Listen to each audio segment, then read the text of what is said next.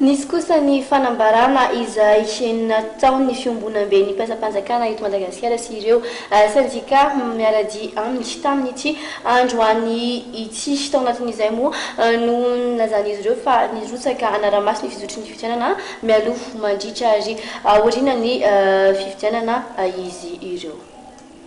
Andray andraikitra ka nirotsaka anaramaso ny fizotry ny fifidianana na mialoha na mandritra na aoriana ny fiombonam-be ny mpiasa-panjakana eto Madagasikara sy ireo sindika maro samihafa miarady aminy. Tanjona ny hamoahana ny firenena amin'ny krizy sy ny hametrahana ny hifanjakana tandalana. Nisy ny fanambarana mikasika izany tolakandro tetsy amin'ny hôtel Carlton Etsenosy.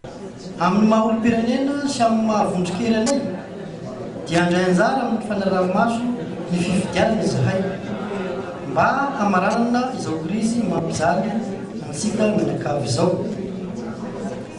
Ary manentana ihany koa ny sambatan'ny olona indrindra isika mpiasa-panjakana mba havitrika amin'izany fanaraha-maso izany amin'ny fizotry ny fifidianana, ny fandrisam-bato, ny fitaterana, ny voka-pifidianana.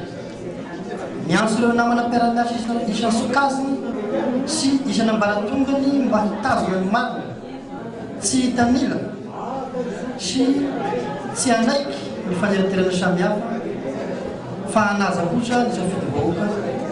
Ansoina manokana amin'izany ireo namana ao amin'ny CES, SENIT, ireo lehibe ny faritra, ireo lehibe ny distrika sy ireo tane isam-paritra sy ny chef de service any amin'ny faritra. Singana manokana amin'izany ireo draine, ireo DRS, ireo chef Cisco sy ireo médecin inspecteur rehetra. Nampitandrina kosa amin'ny mety isian'ny tsirariny izay hiteraka krizy vaovao eto amin'ny firenena ny fiombonam-be ny mpiasa-panjakana eto Madagasikara sy ireo sindika maro samihafa miarady aminy. Nilaza ny andrain'ny andraikitra tandrify azy kosa izy ireo raha sanatria mitranga izany.